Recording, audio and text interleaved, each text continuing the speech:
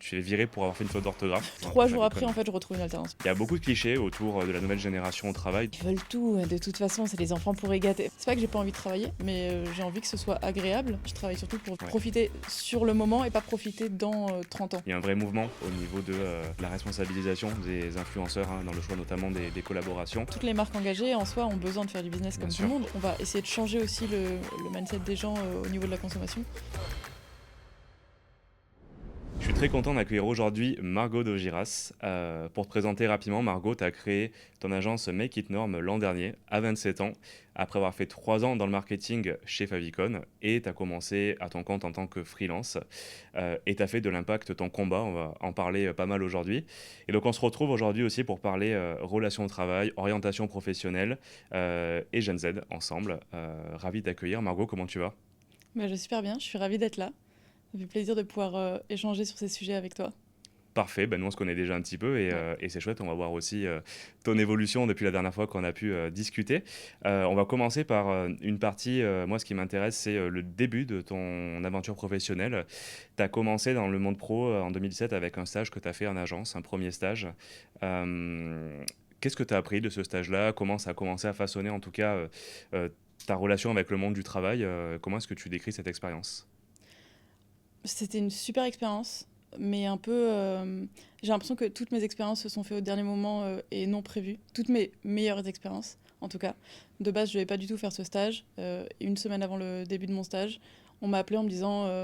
Je devais être dans une petite entreprise où il y avait 2 personnes. On m'a appelé en me Ouais. disant le patron est tombé malade, problème de santé, on va arrêter, c'était pour l'été. On va arrêter pendant l'agence pendant l'été. J'étais en mode ok, j'ai pas de stage. C'était un stage court en fait, ouais, c'était Oui, vraiment... c'est ok, stage de BTS première année, ok. c'est moins de 7 semaines. C'est les stages non Ah oui, rémunérés. ok. Et du coup, au dernier moment, j'appelle vraiment tout ce que je trouve à Lyon. J'étais à Lyon à ce moment-là. J'appelle toutes les agences, tout et tout. Et je tombe sur du coup une agence com qui commence à se rediriger et qui a besoin de quelqu'un pour l'aider à faire la com de l'agence et reprendre un peu les clients pendant qu'elle développe le reste des clients, des Ouais, nouveaux clients. Et je me dis, ok, bah, du coup, elle est directement super, mais c'est une boîte où elle va être toute seule. Elle a des prestats, mais elle est toute seule. Donc, je me dis, bon, bah, c'est une petite entreprise, je verrai, etc. Je sais pas trop où je vais au moment où j'y vais. Et finalement, j'ai appris énormément. C'était hyper intéressant. À ce moment-là, je me suis dit, les petites entreprises, c'est trop bien. Parce que franchement, on apprend énormément, on fait beaucoup, on n'a pas le choix, entre guillemets, de tester. J'avais très peur de faire des erreurs, etc. Mais elle m'a vachement rassurée là-dessus. Enfin, je faisais des erreurs, elle me l'indiquait, mais ouais. par contre, derrière, je savais que j'avais le droit à l'erreur, entre guillemets. Pas à le faire 4 fois, mais à l'erreur d'une première Du moins fois, une première fois, etc. ouais. Ouais, ouais. Et ça m'a beaucoup aidé. Et c'était tellement bien que du coup, la deuxième année, pour le deuxième stage, je suis restée là-bas. Ah, t'as Euh, pu revenir, trop bien, c'est ça. ok. Mais en fait, j'ai même pu demander à l'école de faire un genre d'alternance. C'est un peu bizarre, mais en deuxième année, en première et deuxième année, dans l'école où j'étais, on avait le lundi de libre pour pouvoir faire un job étudiant à côté. Ok. École un peu chère si on voulait voilà, Et payer l'école, t'as pu etc. faire ça, ouais. Et donc, on a demandé, elle avait demandé à ce que le lundi, je puisse travailler en fait en agence, le reste du temps dans l'école, et ensuite, du coup, pouvoir faire le deuxième stage. Ça m'a permis de suivre les clients, de rester un peu avec les clients que je suivais, et ensuite, le deuxième stage, c'était gestion de projet, etc. Et c'est là où elle a lancé du coup sa nouvelle agence, qui était Ouais. plus commerciale, et je l'ai aidée sur toute la partie développement, événementiel, etc. Donc c'était vraiment incroyable, et j'avais adoré. Et après, je me suis dit, ok, je sais que ça me plaît, mais j'ai quand même voulu après aller tester des plus grandes entreprises Ouais. par la suite. Ok, donc ça a quand même influencé un petit peu le reste, ce qu'il y a eu après. T'as pu voir aussi ce que c'était d'avoir, ce que tu disais, un projet complet, de pouvoir suivre un client sur plusieurs aspects. Est-ce que ça a un petit peu conditionné le reste ou du coup t'as voulu tester d'autres choses ensuite P- Pas exactement. Toutes les expériences sont très différentes. Ouais, Là, c'était une petite expérience où j'ai pu prendre beaucoup en confiance sur certaines choses, enfin sur mes capacités à apprendre vite, etc. ouais. Donc ça, c'était top. Après, j'ai fait une seconde expérience dans une petite entreprise où ça s'est très mal passé. Enfin, très mal passé. En vrai, ça s'est bien passé la plupart du temps, mais à la fin, c'était très dur parce que je travaillais avec un couple. Et en fait, j'étais littéralement tout le temps entre le Ah, couple. t'étais au milieu, quoi, ouais. Ouais, Et c'était, il y en a un qui avait une idée, l'autre, etc. Et j'ai l'impression, enfin, c'était vraiment dur d'être que deux. Enfin, d'être que avec les deux. Donc finalement, j'ai pas trop aimé à ce moment-là. Je me suis dit, ok, je vais tester un peu plus grand. Après, je suis partie en stage chez TBWA, qui est très grand. Et j'ai adoré. Pourtant, c'était très grand, mais parce qu'on était vraiment dans chacun notre équipe. Et ok, je ouais. m'entendais super bien avec les managers, ils étaient géniaux. Donc, en fait, je me suis dit à ce moment-là, c'est pas tant une question de taille des équipes ou de l'entreprise. Ça peut être très bien dans les petits comme dans des grandes. Et pareil, après, j'ai fait une autre grande entreprise. Je suis restée 2 mois. Ça s'est très mal Ah passé. ouais, Je tu as suis eu plein de partie. contextes aussi C'est ça. différents. Et pareil, là, je me suis retrouvée à appeler le plus vite possible. J'avais une semaine pour trouver une alternance. Sinon, l'école me disait que je devais payer. Et c'est Ouais. comme ça que je tombais sur Favicon. Donc, en fait, je suis passée un peu. Je trouve que. Je pense que je peux me plaire dans tout type d'entreprise. Ça dépend de l'équipe. Et ça dépend des managers et des gens qui t'entourent, en fait.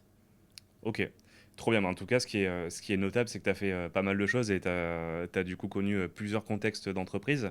Il y a un post qui m'a marqué chez toi il y a pas longtemps que j'ai vu, où tu parlais de la réussite. En fait, le fait d'être en retard dans la vie ou de pas être au bon moment, de pas aller aussi vite qu'on veut. C'est quoi aujourd'hui ta vision de la réussite en fait? Si tu pouvais la définir. Putain, c'est dur, ça. La...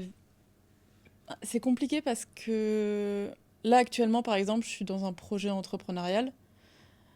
Et je crois que la seule réussite que je voudrais, c'est que le projet puisse grandir correctement, sereinement, et peut-être que je me sente juste bien dans le projet, Ouais, etc. Mais je sais qu'en même temps, c'est pas une fin. C'est-à-dire que là, j'ai un projet, mais je sais que je vais pas faire ça toute ma vie, et que j'aime bien changer, etc. Donc je pense que je dirais que c'est juste le fait de se sentir bien dans ce qu'on fait, d'être fier de ce qu'on fait. Moi, je suis beaucoup là-dessus. J'ai besoin d'être fier de ce que je fais. Si je suis pas spécialement ouais. fière, si je regarde en arrière et je me dis le mois dernier, qu'est-ce que j'ai fait? Est-ce que s'il y a rien qui me rend fière, je me dis ok, il faut que je change quelque chose parce que c'est pas normal de pas être fier entre guillemets de ce que je fais au quotidien. Donc pour moi, la réussite, c'est pas tant une question. C'est un peu cliché, mais c'est pas tant une question d'argent, même si c'est important d'être bien financièrement pour juste ne pas s'en préoccuper, en fait, tout simplement. Mais c'est aussi une question de juste être bien dans ce qu'on fait, d'être aligné avec ce qu'on fait, et de se dire, ok, je sais ce que je fais, je sais que ça apporte soit un impact positif, ou alors, Ouais. enfin, en tout cas, je suis fière de ce que je fais, je suis fière de ce que j'ai bâti. Donc, je pense que c'est plus là-dedans, en tout cas, que je vois la réussite. Et du coup, est-ce que concrètement, tu te vois en retard ou tu te vois pile là où tu devrais être à ce moment-là? Bah justement, quand j'ai fait ce post, j'ai Ouais. fait ce post pour mon anniversaire. Ouais, c'est ça, s'il est Euh, récent, ouais. Ouais. et, euh, et c'est compliqué parce que par rapport à la vision que j'avais quand j'ai fait mon premier stage, Ouais. dans ma tête, je voulais que à 27 ans, enfin, je voulais être en agence pub parce que moi j'ai toujours voulu faire de la pub depuis le début du lycée. Mhm. J'étais en mode je veux créer cette pub qui est à la télé, en gros. Et je savais que je voulais, et du coup, je voulais travailler dans des plus grosses agences, dans les plus grosses agences pour pouvoir évidemment faire les pubs qu'on voit à la télé, Ouais. entre guillemets.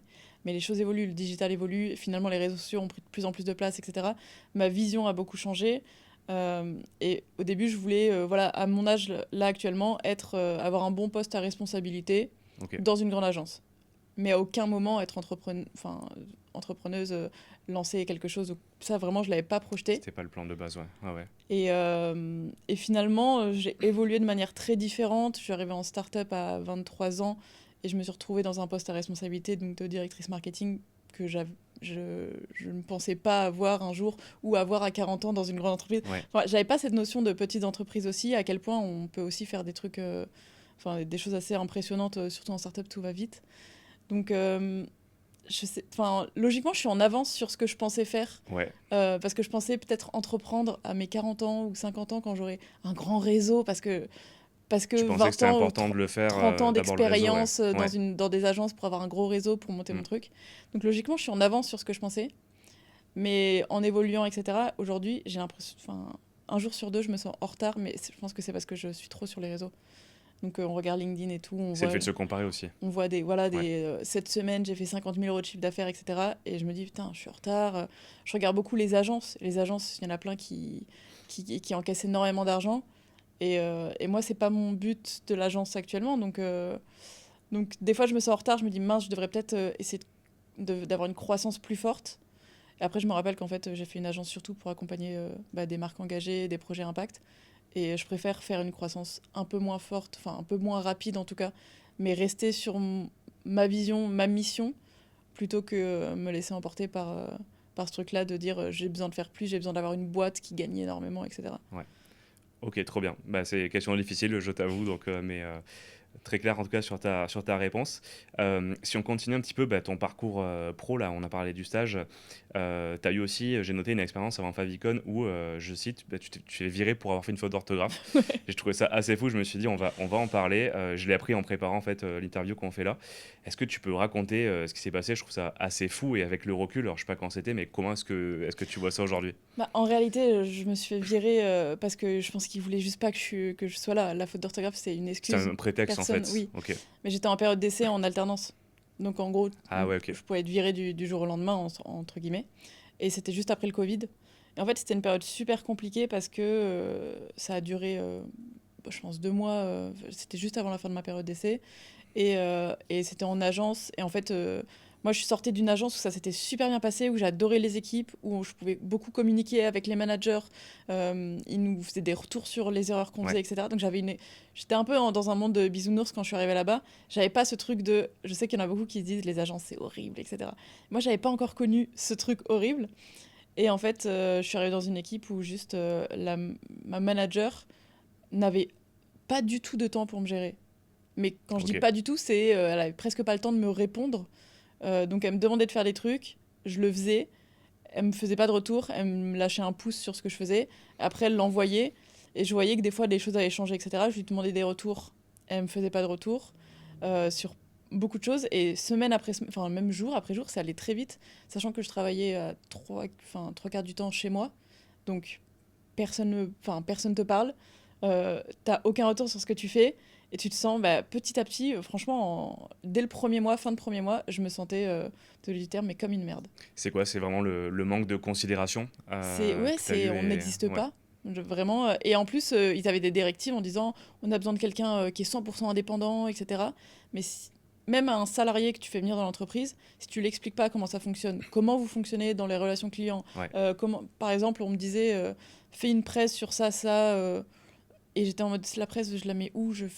J'avais aucune info. Donc j'étais tout le temps perdue sur des trucs qui paraissent bêtes, mais n'importe quel salarié qui arrive dans une entreprise a besoin des infos de il D'avoir est où les le infos, ouais. drive. Ouais. Et eux, ils étaient en mode, mais en fait, trouve. Ok, j'ai pas les accès. Il y a plein de choses où j'avais pas les accès, j'étais à distance. Enfin, c'était vraiment tous les jours un peu compliqué. Et moi, ça me prenait énormément, enfin, ça me peinait énormément. Et petit à petit, je sentais que même ce que je rendais, du coup, je savais pas quoi rendre. Je faisais moins attention à ce que je faisais, parce que, enfin, j'avais l'impression de faire hyper attention, mais j'avais l'impression en même temps de jamais faire bien. Donc, du coup, voilà. Et puis, sans avoir trop de retours, donc jamais vraiment non plus de mauvais retours, jusqu'au moment où du coup, je fais une faute dans un Ouais, c'est là où commentaire. c'est arrivé. Dans un commentaire sur Facebook, je répondais sur le compte d'un client ou quoi. J'ai répondu à un commentaire avec quelqu'un, j'ai oublié un E. Et là, encore une fois, c'est pas ma manager qui me envoie un message pour me dire coucou, je viens de voir ça, fais vraiment attention et tout. Ouais. C'est directement la directrice Paul qui Ah oui, m'appelle et d'accord, ouais. qui me dit oui, Nana m'a appelé pour me dire que tu avais fait une faute là. C'est vraiment pas possible. Nous, on a besoin de quelqu'un de 100% compétent, Ah ouais. etc. Écoute, je pense que ça va pas le faire, etc. Et très vite, comme ça, en fait, de toute façon, je sentais que. En fait, j'étais un peu contente quand ça s'est passé. Enfin, pas sur le moment, mais en fait, je me suis dit, oh, mais j'aurais jamais tenu l'année. Finalement, c'est pas Enfin, plus mal, quoi. Ouais, ouais. et je me suis dit, mais les gens qui osent partir quand ça va pas dès le début, parce qu'on a la possibilité quand c'est la période d'essai, Hmm. ils ont tellement raison. Parce que, enfin voilà. Et donc sur le moment, je me sens super mal. Je me dis, mais je vais jamais retrouver tout. Sauf que j'ai un mail direct de l'école 2 jours après qui me dit, bah vous avez, parce que c'était en fin novembre, ils me disent, bah vous Ouais, avez 2 semaines max, enfin, un truc comme ça, pour retrouver une alternance. Parce qu'après on arrive en décembre, nous on part les 2 semaines de décembre de Noël. Et après janvier, ça part sur vous janvier, devez ouais. payer Ouais, ouais. l'école. Et je me dis, non, mais c'est pas possible de. C'est même pas une question de juste de payer l'école, c'est aussi la question de. C'est ma dernière année d'études. Si j'ai pas une alternance bien, si j'ai pas une alternance tout court, comment je vais trouver un CDI après, etc. Enfin, j'avais vraiment Ouais, ce truc de horrible. la crainte Et aussi, ouais. donc là, pareil, je recontacte un maximum et je tombe sur Jérémy de Favicon. C'est à ce moment-là où Et t'as rejoint 3 jours après, Favicon, en ouais. fait, je retrouve une alternance finalement. Trop bien. Bah, heureusement que Ouais, ça s'est bien terminé, ouais. mais sur le coup, et j'ai eu la chance d'arriver dans le truc inverse du coup de bon, on te fait confiance, on n'est pas à ça près, enfin, on s'en fout s'il y a enfin, c'est pas qu'on s'en fout s'il y a une faute, c'est toujours on vérifie un maximum, etc. Mais Hmm. c'est pas ça qui compte. Ce qui compte, c'est que tu proposes des choses qui sont intéressantes, qui sont stratégiquement intelligentes et qui vont nous apporter de la Ouais. visibilité ou de la notoriété ou des conversions, etc. Donc, Et trop bien, en tout cas, c'est bien que tu aies pu t'en sortir du coup et trouver quand même une entreprise avec un contexte où c'était quand même préférable pour toi, évidemment. Et justement, il y a un point moi que je note et on l'a vu avec l'expérience que tu as eue. Il y a beaucoup de clichés autour de la nouvelle génération au travail dont tu fais partie aussi. Et beaucoup de bashing en fait, de préjugés. Voilà, finalement, les jeunes ne savent pas travailler, ils veulent plus travailler, ils font pas d'efforts, etc. Comment tu vois ça, toi? Comment tu vois ta génération en fait au travail aujourd'hui? Je pense qu'il y a deux choses. Sur ce point-là, il y a deux choses. Il y a déjà le fait, faut prendre en compte que dans toutes les générations, il y a des gens qui bossent pas et des gens qui bossent. Enfin, Ouais, ça c'est le cadre, on va dire, classique faut pas quoi. l'oublier. En soi, il y a toutes les générations. Enfin, moi, je connais des amis, des amis éloignés de mes parents ou quoi, qui bossent pas, ou les parents de potes qui ont jamais aimé bosser, etc. Enfin, Mm. il y a toujours des gens très bosseurs, des gens moins bosseurs, etc. Ça, je pense que c'est toutes les générations, sauf qu'aujourd'hui, on a les réseaux, etc. Donc, quelqu'un qui est pas bosseur et qui le dit ouvertement sur les réseaux, on va le voir un peu plus, etc. Donc déjà, je pense que c'est comme ça pour tout. Maintenant, je pense que les gens qui sont bosseurs de cette génération, pour autant, ne bossent pas de la même manière que les générations Ouais. d'avant, n'acceptent pas les mêmes choses, demandent de juste bosser différemment, ont une vision différente, parce que la situation économique, sociétale, de manière générale, est différente. Donc on n'a pas ce truc de, ok, on va bosser toute notre vie pour économiser, acheter une maison, faire des enfants, et c'est trop bien. Et puis à la fin, nos enfants, grâce à tout ça, on aura une super retraite, etc. On n'a pas ce truc-là, parce que déjà, la retraite, on l'imagine à moitié. Le fait de pouvoir acheter de nos jours, Ouais. c'est de plus en plus difficile. Et puis on se projette pas comme ça parce qu'on sait pas non plus, avec tous les enjeux aussi climatiques, etc. On sait pas si vraiment notre préoccupation à 70 ans, ce sera d'avoir de l'argent ou d'arriver à vivre avec la chaleur ou avec le froid. Enfin, on est vraiment sur d'autres questionnements. Donc je pense que ça remet en question plein de choses dans le quotidien, dont le travail, qui fait qu'on va se dire, bah, j'ai pas envie de... C'est pas que j'ai pas envie de travailler, mais j'ai envie que ce soit agréable, parce que je travaille pas pour des grands projets comme ça, je travaille surtout pour vivre, pour des petites choses, pour pouvoir voyager, Ouais. profiter sur le moment et pas profiter dans 30 ans. Je pense que c'est cette différence de se dire, beaucoup de générations se disaient, bah, je vais bosser énormément là pendant 30 ans, je vais bosser un max, etc. Et comme ça, après, j'aurai un bon poste Je avec, serais tranquille et ouais, je ouais. serai tranquille, et là, je Mm. pourrai profiter de la maison, etc. Aujourd'hui, c'est plus ça, aujourd'hui, je veux profiter, demain, je veux profiter, dans 20 ans aussi, certes, mais du coup, je veux des conditions de travail qui me permettent de vivre à côté. Donc, je pense qu'il y a cette petite différence qu'il n'y avait pas avant, quoi. C'est intéressant ce que tu dis. Justement, là, on va y venir avec Make It Norm que tu as créé. Euh, Toi, du coup, qui est maintenant, on va dire, à la tête d'une entreprise et qui doit créer peut-être potentiellement une équipe, comment est-ce que tu fais pour créer un environnement de travail où les gens ont envie de venir travailler, aiment travailler, comme toi, tu aurais aimé en fait y être à une époque où peut-être ça s'est pas bien passé avec l'expérience qu'on a Mm. racontée. Comment est-ce que tu fais pour faire en sorte de créer cet environnement-là? Alors, pour l'instant, l'agence elle est toute petite, donc c'est vrai que le recrutement, pour l'instant, c'est que des personnes en stage Ouais. que j'ai eu. Après, avant aussi, je faisais le recrutement chez Favicon de mes équipes, donc au final, vraiment, ça n'a pas changé grand-chose pour moi d'être la fondatrice ou non, dans le sens où je vais réfléchir juste au qu'est-ce qui est le... Enfin là, vraiment, j'ai une petite entreprise, donc je me dis, bah déjà, de sûr, je vais leur prendre des bureaux, etc. Il n'y a Ouais. pas moyen que, sous prétexte que c'est une petite entreprise, on soit tous à distance. C'est d'ailleurs quelque chose qu'on me dit souvent en entretien. On dit qu'il y a beaucoup de Gen Z qui veulent travailler que de chez eux, etc. Moi, tous les entretiens, on m'a dit, moi, je veux être en présentiel. En bureau, quoi, Pas ouais. forcément tous les jours, mais je veux avoir une partie en présentiel, parce que si je suis tout le temps... Et moi, je le ressens, parce que c'est ce que j'ai ressenti dans mon stage où ça s'est mal passé. J'étais tout le temps chez moi. C'est souvent, on me dit, non, non, mais moi, s'il y a du présentiel, je préfère. Mais j'attends une flexibilité, qu'il puisse y avoir du Ouais. télétravail dans la semaine. Donc ça, déjà, c'est une partie de comment la personne travaille. Est-ce que je peux lui offrir, du coup, la flexibilité dont elle a besoin. Et après, je pense que c'est juste rester à l'écoute des besoins, parce que je trouve que les personnes n'ont pas du tout les mêmes besoins. Enfin, je veux dire, à chaque recrutement, que ce soit là dans Mm. l'agence ou avant, chaque personne était quand même bien différente. Alors, on ne peut pas s'adapter à 100% sur comment on travaille, mais dans des manières... Je trouve que c'est dans l'interaction qu'on a avec les personnes. Si je sens que quelqu'un est un peu... je- quelqu'un qui est un peu timide, qui va pas aimer ou qui va avoir du mal à prendre beaucoup de retours Ouais. d'un coup. Surtout que j'ai eu beaucoup de stagiaires alternants à manager. Il y en a qui vont prendre... On sent qu'ils prennent un peu mal les retours. Ah oui, ok, ouais, Donc, je vois. je vais faire attention de comment je les prends, ou je vais juste préciser, c'est pas personnel, c'est vraiment sur ton travail, il faut que tu travailles ça, etc. Il y en a au contraire, on sent qu'ils ont besoin de retour un maximum, et de manière enfin, vraiment cash, ils s'en foutent et ils ont besoin de Mm. retour. En fait, c'est vraiment s'adapter un peu aux gens, apprendre à connaître nos équipes et s'adapter aux équipes. Je pense que, enfin, moi, c'est le truc que j'essaie de faire au maximum. Et à partir de là, en fait, on voit, par exemple, sur la flexibilité, là actuellement, j'ai 2 personnes en stage Ouais. dans l'agence, mais il y en a une qui a des problèmes de personnel depuis un mois, qui du coup est en télétravail depuis un mois. Et c'est OK, en fait, de se dire, bah, là, c'est dans quelles conditions est-ce que tu vas le mieux travailler et tu vas te sentir le mieux, autant épanoui bah, pendant le travail, parce qu'en fait, si on n'est pas épanoui en perso, dans le travail, c'est compliqué. C'est en télétravail. Bon, bah ok, go, c'est pas grave, tu restes en télétravail, y a pas de souci. Tant que derrière, je sens qu'il y a du travail qui est fait, S'il y a de etc. l'investissement, j'imagine, et ouais, bien sûr. Enfin, logiquement, si on regarde ce que fait nos... Enfin, Ouais, en fait, je trouve que à partir du moment où on voit ce que fait nos équipes, on sait si elles travaillent ou non. Donc, si quelqu'un travaille pas, ça se voit au bout se d'un moment, voit. en fait, ouais. Même ça se voit, même rapidement. Enfin, là, moi, parce que je suis dans une petite structure, mais même Ouais. quand on était un peu plus, ça se voit si quelqu'un travaille pas. Donc, à ce moment-là, on demande pourquoi tu travailles pas. Est-ce que c'est le télétravail? Des fois, il y a des gens qui travaillent pas, qui sont au bureau. Donc, Ça peut en fait arriver partout, hein. C'est ça donc, qui. ouais, Ouais. donc en fait, pour moi, pour avoir un espace qui est sain, c'est juste en fait écouter. Et peut-être s'il y a un truc que je trouve hyper important, parce que même dans l'ancien, chez Favicon, on avait beaucoup de profils très différents. Parce Ouais. que boîte française, mais qui communique que en anglais. Donc nous, côté communication, on avait des personnes qui venaient un peu de partout, que ce soit Brésil, on avait aussi des Français, Espagnols. Et en fait, tout le monde a une culture différente, tout le monde a des manières d'agir différentes.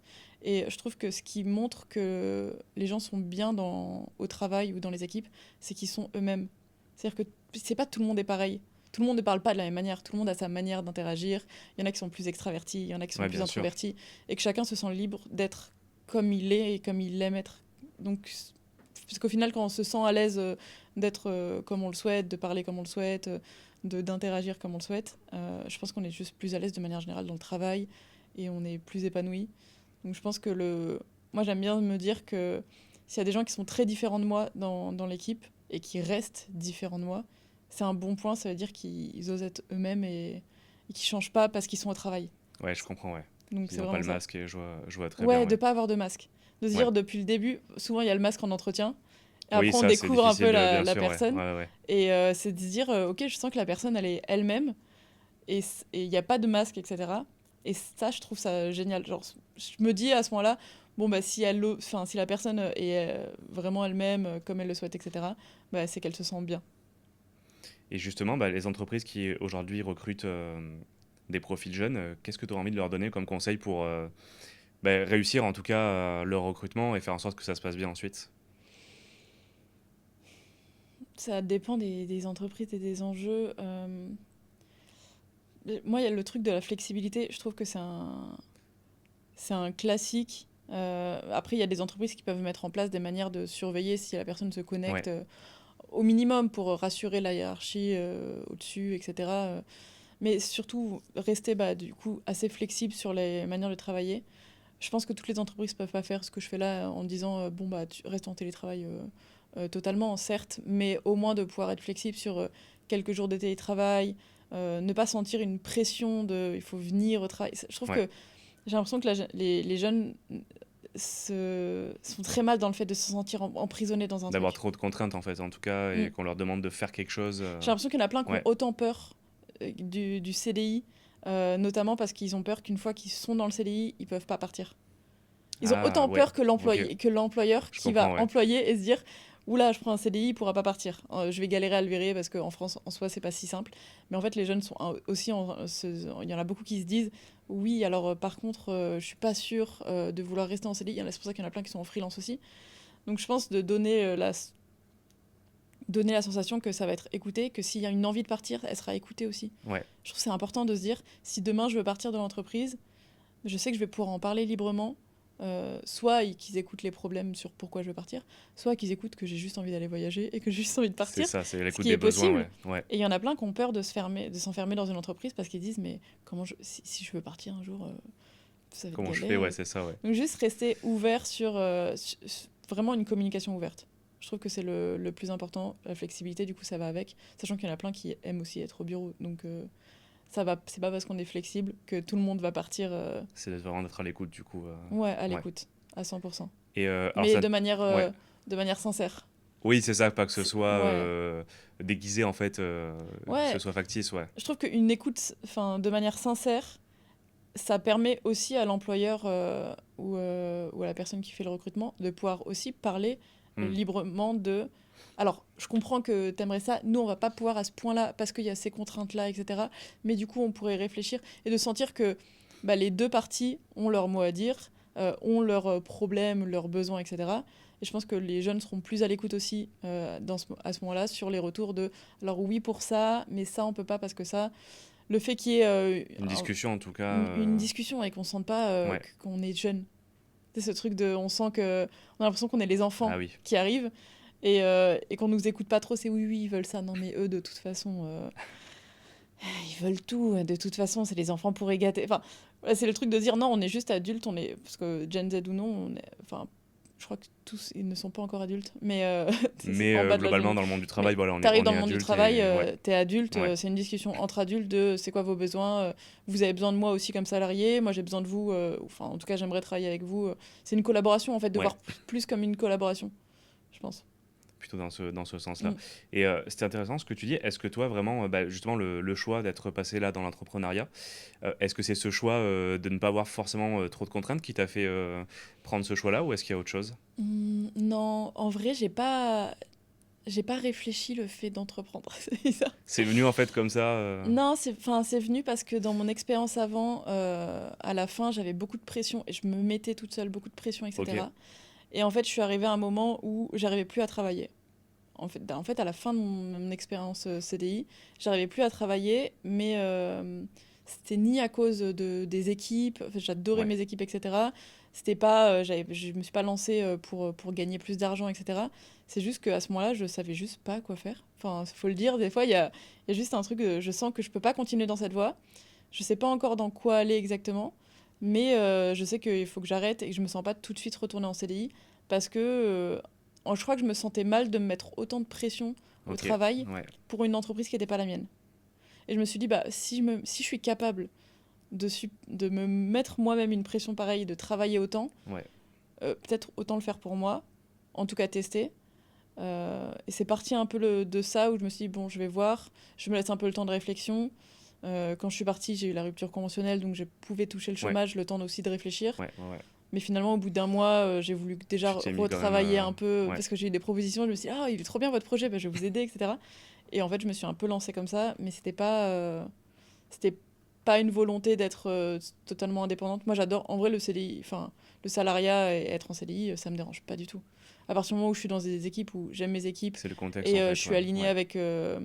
avec les fondateurs, fondatrices, etc., ça me dérange pas d'être en CDI, franchement. Ok, alors justement là sur le sujet de travailler beaucoup, j'ai vu aussi un de tes posts récents où tu disais j'avais besoin de vacances, vraiment je travaillais 10 heures par jour, tous les jours, 60 heures par semaine, c'était horrible. Euh, Comment maintenant en tant qu'entrepreneuse, parce que tu travailles beaucoup, tu fais attention à ça, à préserver ta santé mentale, est-ce que tu as des façons de faire ça ou comment tu gères? Pas Si de tu arrives à ouf. gérer. Je gère pas de ouf. Non, parce que en vrai, alors en ce moment, je pense que je dois être à 10 heures par jour, Ouais, donc à peu près 60 heures.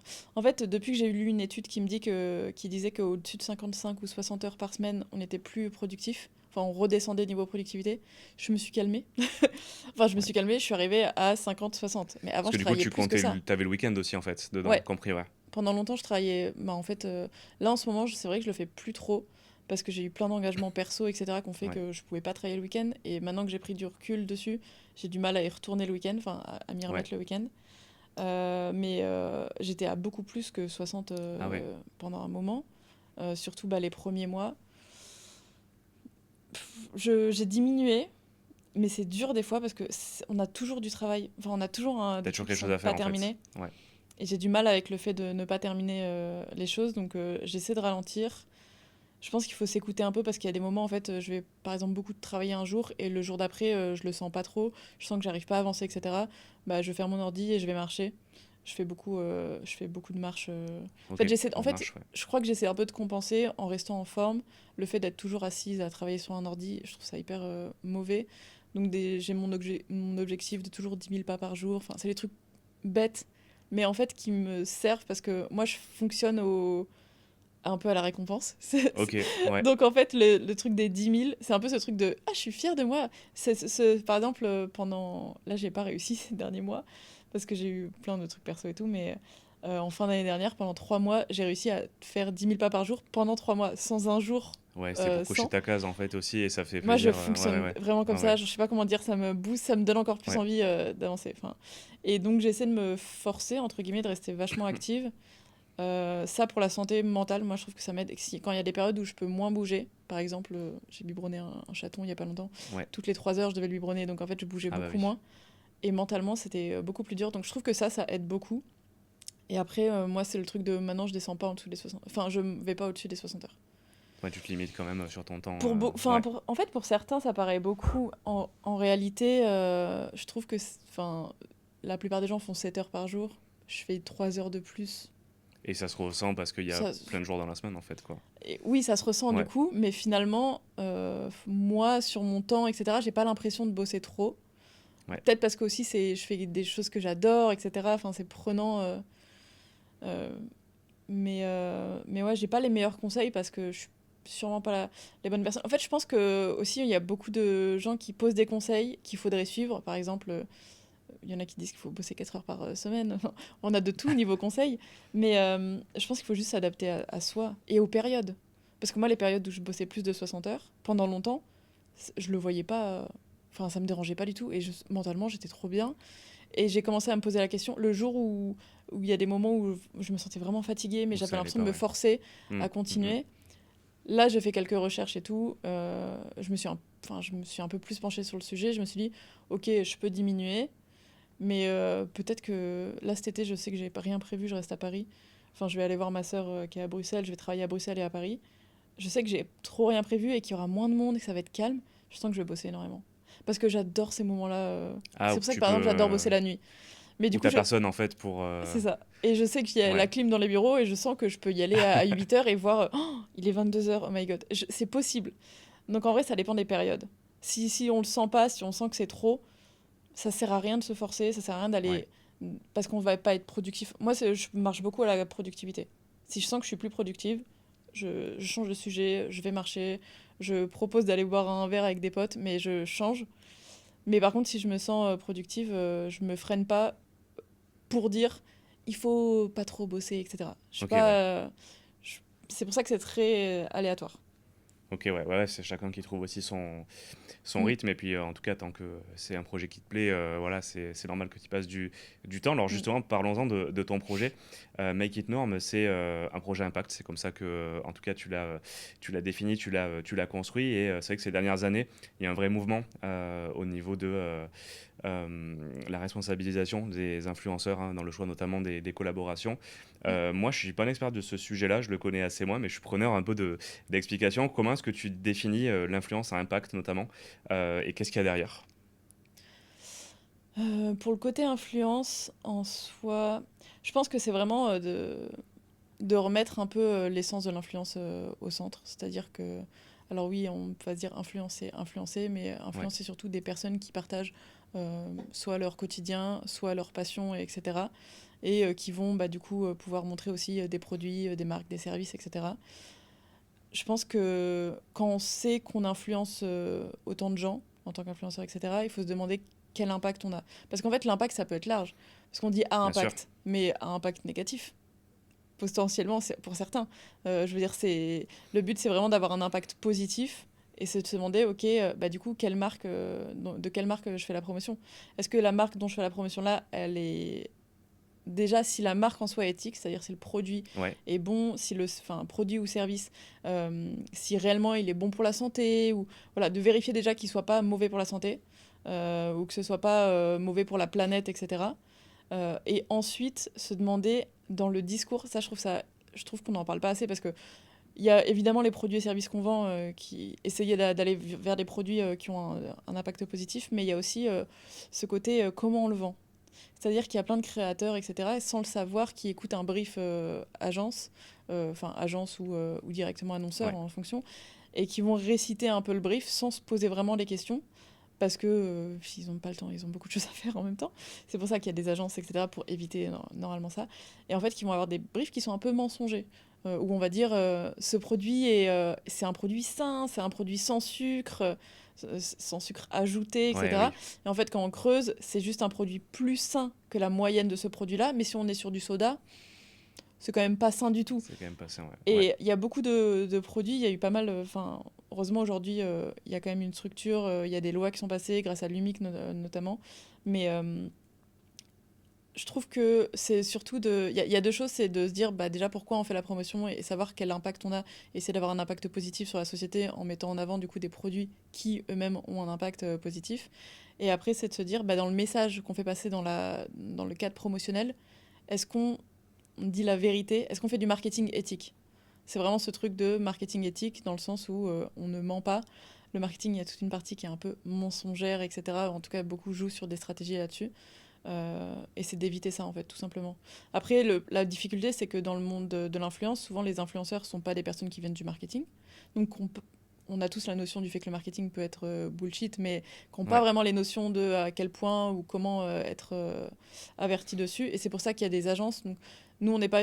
Make It Norm, c'est pas une agence d'influence dans le sens où on gère du social media, donc on a aussi de l'influence dedans. Ouais. Mais on n'a pas d'agent, par exemple, qui gère Des campagnes, des, c'est ça? enfin, Ou oui, des des... créateurs, tout Ouais. simplement. On n'a pas d'agent en interne, mais on va travailler tout le temps avec, du coup, des agents ou des agences influence qui ont des créateurs en interne.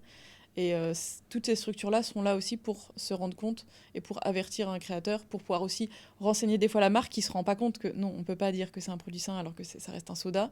Et en gros, bah, voilà, c'est travailler vraiment sur toutes ces choses-là, d'avoir des structures comme des agences qui peuvent en fait avertir, éviter que le consommateur soit mal influencé, on va dire, ou en tout cas mal renseigné sur ce qui est vendu. Et je pense que c'est important d'avoir bah, du coup toutes ces structures de agents, agences, etc. Parce que entre l'annonceur et le créateur, c'est vraiment des mondes différents. C'est des visions qui sont très différentes. Quand l'annonceur fait un brief, il briefe le produit tel que la direction veut le vendre, etc. Et quand le créateur le prend, lui, il a juste la partie créativité où il se dit, OK, Ouais. comment je vais tourner ça? Comment je vais faire pour que ce soit bien inséré, etc. Bah, l'entre-deux, c'est vraiment de faire attention à ce que tout soit bien éthique, tout soit bien informé pour le consommateur. Donc c'est vraiment de faire un peu cet entre-deux, quoi. Et ça, c'est la mission que tu as. Bah, c'est un peu on va dire la tagline de ta boîte, un marketing for good, c'est ça, c'est ce que tu as expliqué, le marketing Mm. éthique. C'est ça. En fait, c'est vraiment, nous, on accompagne du coup des entreprises engagées. Donc ça peut être des ESS, des Ouais. associations, des unions de métiers, comme l'UMIC, justement. C'est pour ça que l'influence, D'accord, ouais. on l'évoque quand même beaucoup. Et on travaille beaucoup avec des créateurs. Mais on les accompagne en fait sur toute la partie social media. Donc on va avoir la création de contenu, donc créer du contenu qui soit pas, par exemple, du greenwashing, ce qu'on Ouais. connaît le plus, mais du coup de faire attention à comment communiquer sur ses engagements sans pour autant faire du greenwashing, en dire trop alors que les résultats sont pas encore là, de vraiment enfin, vouloir en faire trop, etc. Et en même temps, de quand même communiquer, parce que souvent, c'est les boîtes les plus engagées qui communiquent le moins sur leur mission et leurs engagements. Donc, il y a cette partie création de contenu de marque qui soit juste et qui reflète réellement la mission et les engagements concrets de la marque. Et ensuite, il y a une partie du coup social ads aussi, de pouvoir faire de la publicité et de prendre un peu plus de place parce que moi j'ai toujours trouvé que les marques engagées, j'en suis beaucoup que ce Mhm. soit des marques engagées ou après des associations, etc., sont toujours enfin souvent très discrètes. Elles font pas beaucoup de publicité, font pas beaucoup de marketing parce que le marketing c'est vu comme quelque chose d'assez mauvais, en tout cas en France énormément. Donc ça va pas trop avec leur image de, de, de boîte à impact, de mission sociale, etc., de faire du marketing. Et Ouais. en réalité, du coup, ne pas en faire, ça leur permet pas en fait de prendre de la place sur le marché et justement de prendre la place de certaines boîtes qui sont pas du tout éthiques. Donc moi j'aime bien le fait de me dire bah j'ai les connaissances en marketing, je veux les apporter pour des boîtes qui de base sont un peu frileuses là-dessus, mais en leur disant, bah, quoi qu'il arrive, on va pas diffuser de messages Ouais. trompeurs, on va jamais sortir de votre mission, de vos valeurs, etc. Et c'est ça qui est hyper important.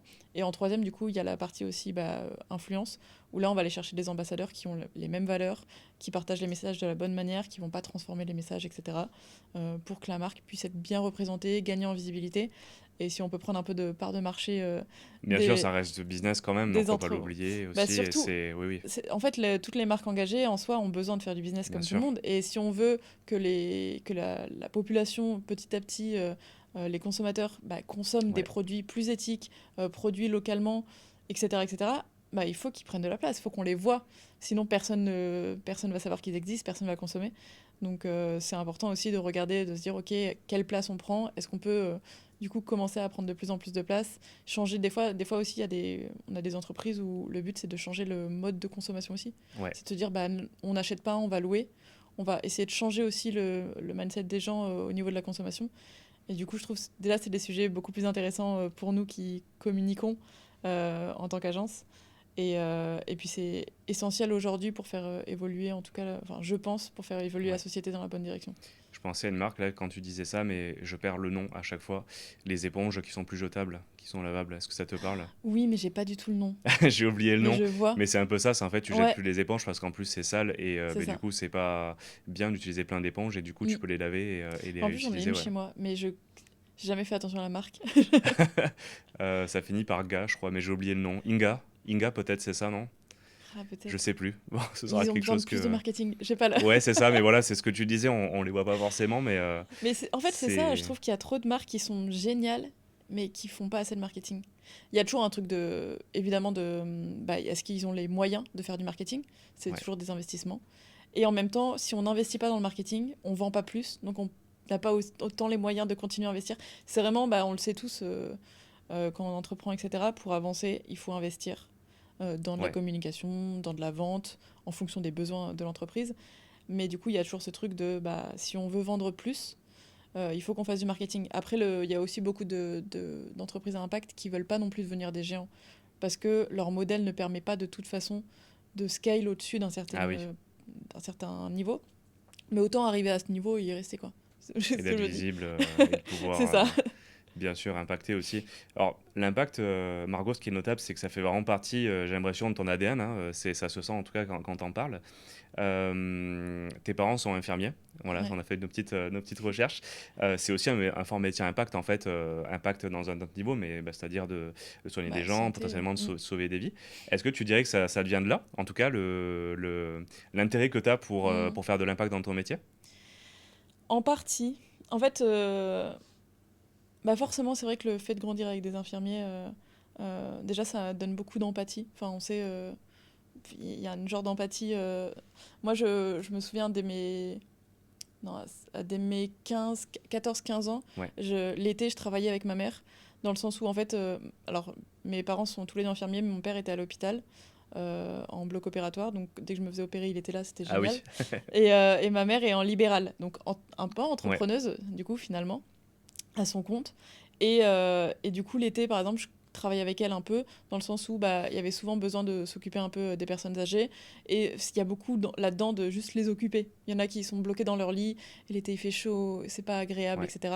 Et du coup, je passais beaucoup de temps avec des personnes âgées à discuter de leur passé, etc. Donc hyper intéressant. Mais surtout, ça t'apprend aussi beaucoup d'empathie, de prendre le temps, parce qu'il y en a qui vont prendre le temps d'avoir des caractères qui sont des fois qui changent énormément, mais de s'adapter à tout le monde, etc. Ça m'a appris beaucoup le côté empathie d'abord, qui aide beaucoup en communication, en marketing, d'essayer de comprendre l'autre et d'abord comprendre l'autre avant Bah, de se pour mettre adresser devant. un message, en fait, la communication, c'est C'est ça hyper aussi. important. Ouais. Franchement, c'est la base. Mais ça, je m'en suis rendu compte vachement plus tard à quel point ça a joué. Et après, pour ce qui est de l'impact, je pense que je me rends peut-être pas compte. Ma mère est infirmière et naturopathe à côté. Ok. Elle a fait des formations quand moi j'étais petite pour avoir la partie naturopathe en plus. Donc c'est vrai que j'ai toujours été, je sais pas, on a toujours été beaucoup dans le bio, dans faire attention à la planète, à comment on consomme, etc. Donc pour moi c'est un peu une évidence, mais je l'ai pas tout de suite vu comme un engagement. Je le voyais juste comme une... je sais pas comment l'expliquer, mais j'étais pas très engagée, particulièrement quand j'étais plus jeune. Et c'est plus quand je suis arrivée dans les études, j'ai fait des rencontres qui ont fait que je me suis lancée dans une association où j'ai aidé, c'est une association contre le harcèlement scolaire, Ouais, donc plutôt côté social, etc., où j'ai aidé énormément et pendant 2 ans, j'étais directrice de la communication et j'ai appris énormément et j'ai appris, me suis enrichie des autres dans le sens où j'ai beaucoup échangé avec des personnes de leur histoire, etc. Et ça m'a beaucoup touchée. Et c'est comme ça que j'ai commencé à aimer le côté impact de manière générale. C'est de, c'est beaucoup de rencontres de personnes qui sont très enrichissantes. Je sais pas comment l'expliquer, mais c'est une sensation où je me dis, ok, je sais pourquoi je suis là. Ce truc de je suis fière de les avoir aidés, ouais, je me sens utile, je sais ce que je fais, etc. Donc ça a commencé à ce moment-là. Après, finalement, j'ai fait un peu comme tout le monde. Je finissais mes études, enfin, je faisais mes études, j'ai pris les jobs que j'arrivais à trouver, etc. Parce qu'en réalité, il faut quand même juste vivre. Donc, quand je cherchais mes alternances, etc., il y a des boîtes qui m'intéressaient, mais ouais. j'ai pas forcément été prise dedans. Donc, voilà, j'ai fait aussi ce qu'il y avait. Et finalement, quand j'ai été chez Favicon, quand j'étais bien dans mon CDI et dans mon train-train, je me suis dit, j'ai envie de retourner un peu en associatif. Donc, je suis repartie dans une asso où là, du coup, c'est une association pour les chats errants, Ouais. donc protection animale, etc. Et en fait, j'ai eu ce truc de, oh putain, mais c'est bien de se sentir utile, de se sentir qu'on aide, de rencontrer des gens qui ont des projets qui leur tiennent à cœur, etc. Enfin, il y a vraiment une sensation qui est très en dehors de avoir son CDI, tout le monde est là parce qu'il doit être là. On n'est pas malheureux, mais on n'est pas, on n'est pas c'est rien qui nous transcende, etc. Et du coup, quand je me suis mis à mon compte, j'ai essayé de me dire comment est-ce que je peux allier ce côté-là où je sens que j'ai besoin de me sentir utile, de savoir quel impact j'ai sur les personnes qui m'entourent, sur la planète de manière générale, sur la société, et comment travailler aussi dedans. Et c'est comme ça, c'est seulement à ce moment-là que je me suis vraiment renseignée sur les boîtes à impact. Avant, j'avais vraiment très peu de connaissances dessus. Ok. J'étais en start-up, donc le premier truc sur lequel je me suis renseignée, c'est les start-up à impact, parce que j'en avais vu pas mal. Je connaissais un peu, mais c'est comme ça que je me suis renseignée sur vraiment comment ça fonctionnait, à quel point dans le statut, il y avait le côté mission, etc. Ça, c'est un truc que j'aimerais bien faire sur la société, que j'ai pas fait quand je l'ai lancé, parce que j'avais pas encore toutes les connaissances, mais que j'aimerais bien changer le plus vite possible. Mais vraiment, il y a eu beaucoup de renseignements. En fait, je pense pas que ça soit venu. Enfin, forcément, ça influence le fait que je grandisse dans une famille où l'empathie c'est important, la planète c'est important, on fait attention. Je n'ai pas grandi en ville, donc on était un peu dans la nature, Ouais. etc. Donc il y a un côté qui forcément joue, mais c'est juste comment je me suis renseignée aussi petit à petit. C'est un chemin. Je pense que c'est dans les rencontres que j'ai pu faire, pour beaucoup, c'est aussi un chemin. C'est petit à petit, on se renseigne, on se rend compte des problématiques, etc. Il y en a des milliers sur plein de sujets différents. Donc après, à nous de voir. Moi, j'avais pas envie de me mettre sur un sujet. Je me suis dit, en ayant l'agence, je vais pouvoir aider beaucoup de boîtes différentes. On a du social, comme on peut avoir de l'environnement, etc. Enfin, on a vraiment beaucoup de. On en a qui vendent des choses, enfin, des produits bio. Il y en a qui vendent le fait de ne pas acheter, justement, et de Ouais. faire que de la seconde main. Et encore, c'est de l'achat ou que de la location. Donc vraiment, j'aimais bien ce côté. Je vais pouvoir voir plein de projets différents. Et peut-être que plus tard, je vais avoir envie de monter parmi ces projets un projet. J'aime bien ce côté-là aussi. Mais je pense que c'est vraiment un cheminement. Et n'importe qui commence à se renseigner, qui se dit, OK, c'est des sujets qui m'intéressent en soi, peut petit à petit faire son cheminement, être bénévole un peu dans des associations, ça permet aussi de s'ouvrir un peu plus à ces domaines-là. Après, il y a plein d'associations aussi dans le monde Il y a de quoi faire en pro. tout cas pour aider si on a envie d'aider, quoi, Dans être le monde utile. pro Ouais. même, enfin, pour comprendre un peu comment ça fonctionne, je pense aux impactrices ou Ouais. enfin c'est par exemple des associations où on peut être bénévole dedans, commencer à se renseigner, enfin du coup avoir plus d'informations, s'entourer de personnes qui sont engagées, fait aussi que notre engagement va beaucoup plus vite, on est beaucoup plus renseigné et on a envie de faire beaucoup plus de choses, etc. Donc je pense que c'est un chemin, chacun le fait à sa manière, Ouais. mais c'est surtout ça qui m'a influencé, c'est le fait de suivre ce chemin et de me dire ok, j'ai envie de comprendre. Au début, je trouve que ça fait un peu peur parce qu'on se dit non mais je serai jamais et là je le suis pas. C'est de se dire je serai jamais parfaite dans mon engagement, etc. J'en ai parlé récemment d'ailleurs sur LinkedIn du fait que j'osais pas souvent parler d'engagement. En fait, je parle un peu de ce que je fais parce que je me dis c'est les actions concrètes. Bien Donc sûr, je ouais. peux dire ce que j'ai fait, mais des fois j'ose pas donner mon avis sur des choses parce que je me dis mais je donne mon avis sur cette marque qui a fait ça et que je trouve que c'est pas du tout éthique, mais je suis pas parfaite. J'ai forcément fait des erreurs. je suis forcément moins parfaite que quelqu'un d'autre. Et du coup, pendant longtemps, j'avais un peu du mal avec ça. Mais en fait, personne n'est parfait dans l'engagement, etc. Le but, c'est juste de se dire, bah, je fais au mieux, j'essaie de Bien sûr, m'améliorer, ouais. d'avoir toujours un impact un peu plus positif. Il y a plein de manières d'avoir un impact plus positif. Et c'est déjà génial. Et je pense que n'importe qui a déjà ce questionnement, enfin, c'est déjà hyper loin dans l'avancée de la réflexion, quoi. Et je trouve par contre sur l'engagement, ça, c'est ma perception, que c'est quelque chose d'assez générationnel quand même. Mm. Selon toi, le rapport à l'engagement, comment est-ce qu'il a évolué avec les générations d'avant et la génération maintenant, la génération Z? Est-ce que tu arrives à voir l'évolution qu'il y a pu avoir avec on va dire le niveau d'engagement Mm. qu'on peut avoir envie de donner? Bah, j'avais assisté à un forum des associations l'année dernière dans le cadre de mon association. Et il donnait les pourcentages et il disait justement que le pourcentage de jeunes qui s'engagent Ouais, fait qu'augmenter. Et c'est vrai qu'historiquement, c'est souvent les personnes âgées qui sont dans l'associatif parce que bah, du coup, elles sont à la retraite, elles ont plus de temps. Et entre 25 et 60 ans ou 50 ans, il n'y a pas beaucoup de personnes qui sont engagées. Donc je saurais pas dire si les jeunes qui actuellement sont très engagés vont le rester tout au long ouais. de leur carrière. Parce qu'il y a ce truc d'à un moment on est pris par beaucoup. Après, vu qu'il y a moins de gros projets, peut-être que ce sera le cas. Du coup, j'arrive pas à savoir si c'est un truc vraiment de cette génération ou si c'est à chaque fois les jeunes, Ou même c'est de si ça, l'âge, c'est une question d'âge même si peut-être ça dans ce cas-là. augmente quand même. Ouais. Enfin, les chiffres disaient quand même que ça augmente la proportion de jeunes, mais je me dis bah peut-être que dans 10 ans, quand ils ont 35, 40 ans et qu'ils ont d'autres projets, est-ce qu'ils vont continuer à être engagés, etc. Ça, je suis pas sûre à 100%. J'espère, ce serait cool. Sachant que... Mais je pense que par contre, ce qui est sûr, c'est que les jeunes qui actuellement bah, sont engagés, etc., le sont peut-être plus parce qu'on est plus renseigné aussi sur ce qui se passe. On a les réseaux sociaux, il y a beaucoup plus d'informations qui circulent, chose qu'il n'y avait pas autant avant. Donc c'est un peu dur de fermer les yeux sur ce qui se passe, c'est un peu dur de ne pas être au courant, On peut etc. être plus informé plus facilement en fait, en tout cas. Donc forcément, ça Ouais. pousse peut-être à donner son avis, etc. Mais ouais, je ne saurais pas dire si c'est vraiment une tendance qui fait qu'ils sont vraiment plus engagés. Euh, je pense que ça a augmenté un peu proportionnellement au fait qu'on soit plus renseigné. Et j'espère carrément que ce soit une tendance parce que ça permettrait de dire que le but, c'est que les personnes qui sont engagées soient les personnes aussi qui soient des décisionnaires. Parce que c'est Ouais. cool, hein, qu'il y ait plein de jeunes engagés, qu'ils aient envie de faire plein de choses. Mais il faut qu'ils aient la capacité d'action en fait, c'est ça. Si, voilà, ils peuvent entreprendre, il y en a beaucoup qui entreprennent là-dedans et c'est génial.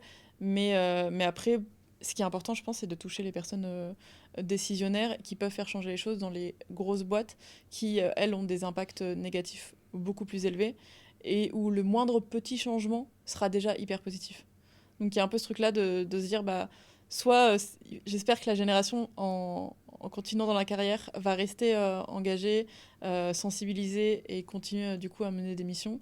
Ou alors peut-être qu'ils vont réussir à faire entendre un peu à des personnes qui aujourd'hui ont des responsabilités, qu'il y a peut-être des petites solutions qui peuvent être faites, qui sont déjà des progrès. Euh, donc ouais, je sais pas dire si c'est une tendance à 100%. Je pense que c'est compliqué en vrai de le déterminer si les gens vont continuer à l'être. Je l'espère. Et dans tous les cas, en espérant aussi que les personnes qui sont décisionnaires en fait vont pouvoir agir aussi de leur côté, parce que il faut pas se reposer sur le fait de se dire c'est génial, les jeunes de nos jours ils sont hyper engagés. Il faut se Il faut dire avoir la ok, bah c'est capacité de le faire, intéressant, ouais. c'est inspirant. Qu'est-ce que nous on peut faire pour parler à ces jeunes? Et peut-être dans le recrutement c'est ça aussi, de se dire bah on sait que ça c'est important pour les jeunes, du coup on va essayer de faire plus. Faut pas que ce soit que un argument de recrutement ou Ouais, bien sûr. de communication pour vendre. Mais si ça peut en tout cas pousser les boîtes à agir un peu plus parce qu'elles ont du mal à recruter, parce qu'elles sont pas assez éthiques, bah en vrai, tant mieux quoi.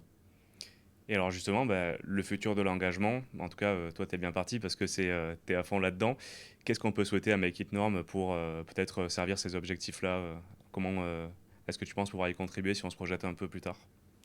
En vrai, j'arrive pas à. C'est dur Je sais pas quoi souhaiter à l'agence d'un côté, des fois, parce que je me dis, bah j'espère qu'on puisse accompagner de plus en plus de convaincre aussi de plus en plus de marques engagées qu'il faut communiquer et qu'il faut pas se cacher derrière les grosses boîtes, etc.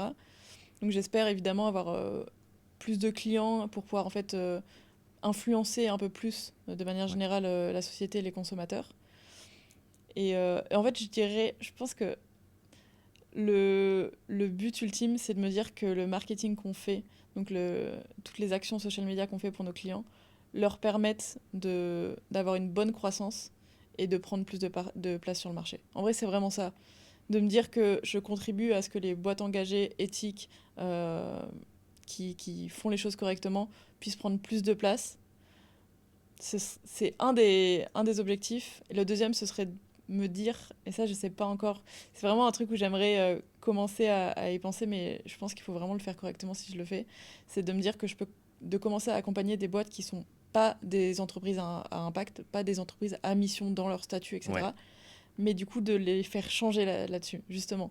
De leur, de leur permettre en fait de se dire ok, on va être plus engagé, etc. C'est un peu compliqué parce que vu que c'est une agence de communication essentiellement, je veux pas qu'on communique sur des choses qui sont pas concrètes, donc il faut être sûr Ouais, bien qu'en sûr. interne, voilà, ce soit concret. Ce qui facilite quand c'est des ESS, parce que c'est des entreprises qui sont vraiment pour ça. Mais, euh, mais peut-être plus tard mettre une branche un peu de RSE et qui puisse permettre de vraiment lancer des actions dans l'entreprise pour que même les entreprises qui n'ont pas été créées dans ce but-là puissent changer leur vision, changer leur mission et l'intégrer. Ça, ce serait le plus. Pour l'instant, c'est pas du tout possible maintenant, mais je pense que ce serait le but parce qu'on n'avance pas de notre. Enfin, on peut pas avancer de notre côté. Il faut que ce soit tout le monde petit à petit qui s'y mette. Les boîtes historiques comme les nouvelles boîtes qui se lancent, Mm. qui sont engagées. Donc, je pense que ce serait ça le but ultime, quoi. Super, bah écoute, on te souhaite en tout cas d'atteindre cet objectif et puis hâte de voir ce que ça va donner pour Make It Norm. Merci beaucoup Margot en tout cas pour ton temps, j'étais ravi comme à chaque fois de te retrouver et bah, bon courage pour la suite Merci à toi pour l'invitation, c'était trop cool. et on se dit à bientôt. Salut Margot. Salut!